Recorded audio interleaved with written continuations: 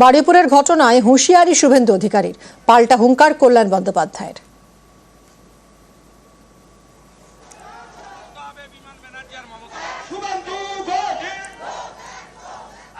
আমার গাড়ি ভাঙলেন, দিল্লিতে তো আপনাদের সাংসদরা যায়, আমরা এগুলো করি না। আমি যদি দিল্লি প্রদেশ বিজেপিকে বলি এই ভিডিওগুলো দেখিয়ে পার্লামেন্ট অব্দি যেতে পারবেন তো, আমরা করি না, করবো না ভাই মিডিয়া, চিন্তা নেই। আমি বলছি ধরে নেন,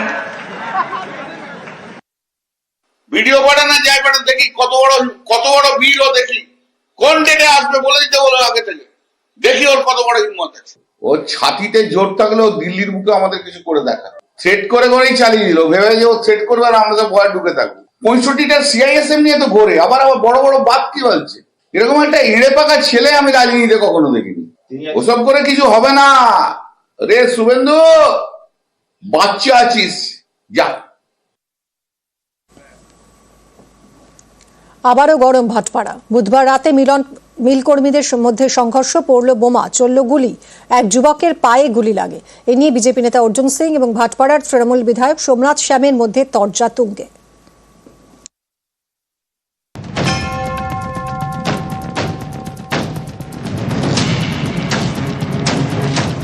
বুধবার রাত গরম হয়ে ওঠে উত্তর 24 পরগনার ভাটপাড়া।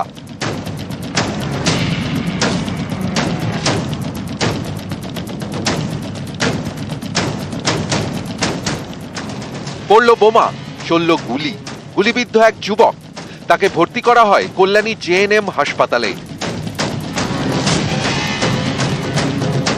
ভাটপাড়া পুরসভার 18 নম্বর ওয়ার্ড, এখানেই মেঘনা মিল।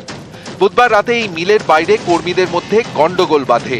সেই সময় অর্জুন সিং এর বাড়ির সামনে বোমাবাজি হয় বলে অভিযোগ, চালানো হয় গুলি। তৃণমূলের অভিযোগ, এসবের পিছনে অর্জুন সিংই রয়েছেন। স্পষ্ট দেখা যাচ্ছে সিসিটিভি ক্যামেরাতে অর্জুন সিং এর পাশে সাদা জামা পরে একটি ছেলে, যার হাতে ফায়ার আর্মস, সে গুলি চালায়। সাধারণ মানুষের দাবি যে অর্জুন সিং নিজে হাতে কালকে রাতে সেখানে গুলি চালিয়েছে। আমরা দাবি করছি যে এই গুন্ডাগর্দি আর আমরা ব্যারাকপুর লোকসভার অন্তর্গত বরদাস্ত করব না। অবিলম্বে অর্জুন সিংকে গ্রেফতার করতে হবে, না হলে আমরা বৃহত্তম আন্দোলনে যাব।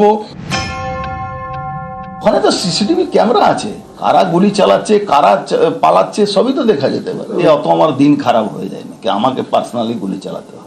এই গলির মধ্যে গুলি চালাবে কেন? গোষ্ঠীদ্বন্দ্ব হলে আমার বাড়িতে বম চালাবে কেন? प्री प्लान घटना था। मैं तो भाई चूड़ी पहन के बैठने वाला आदमी नहीं हूँ। मेरे घर के बगल में गोली चलेगा तो मुझे तो उतरना ही पड़ेगा। और सोमनाथ श्याम बचाते आसबे, क्यों बचाते आसबे ना? सोमनाथ श्याम उसके बाड़ी नैहाटी पालिए जाবে।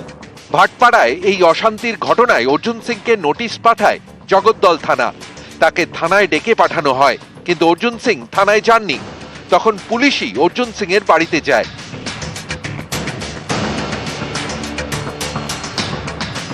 পুলিশের সামনে যে গুলি চালাচ্ছে, বম চলেছে আমার এক বাড়িতে, তারপরে পুলিশ আমাকে ভোর 4টার সময় নোটিশ পাঠিয়েছে, আমাকে 10টার সময়, আমি কি উঠাই গিয়ে আছি? যখন ও ডাকবে তখন আমাকে যেতে হবে। আমি আবার চ্যালেঞ্জ করছি, আমি কোর্টে এটা নিয়ে চ্যালেঞ্জ করব। তাহলে এই ফুটেজটা কোর্টকে প্রডিউস করুক, আমাকে ডাকতে হবে না, আমি সরাসরি গিয়ে গ্রেফতারি বরণ করে নেব। কে গুলি চালিয়েছে আমি এটাই জানতে চাইছি। বৃহস্পতিবার সন্ধ্যায় ফের অর্জুন সিং এর বাড়িতে যায় জগদ্দল থানার পুলিশ, তাকে জিজ্ঞাসাবাদ করে। বুধবার রাতে গন্ডগোলের ঘটনায় বেশ কয়েকজনকে গ্রেফতারও করেছে পুলিশ। বৃহস্পতিবার সকালেও 18 নম্বর ওয়ার্ড ছিল গরম, একজনের বাড়ি লক্ষ্য করে বোমাবাজি করা হয়।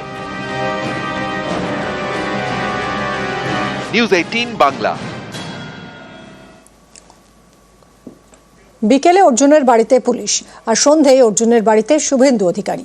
পুলিশকে হুঁশিয়ারি বিরোধী দলনেতার।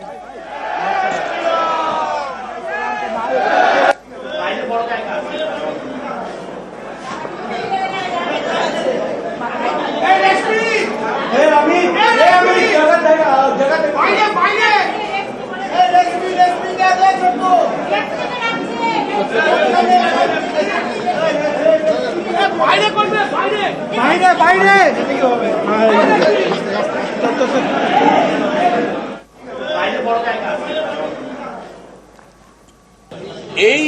মামলাকে উল্টে অর্জুন সিংজি বা তার সমর্থকদের ফাঁসানোর জন্য এফআইআর হওয়া দোষী লোকেদের এখনো গ্রেপ্তার না করে অর্জুন সিংজিকে মিথ্যে মামলায় ফাঁসানো এমনকি গ্রেপ্তার করারও সাহস দেখাতে পারেন।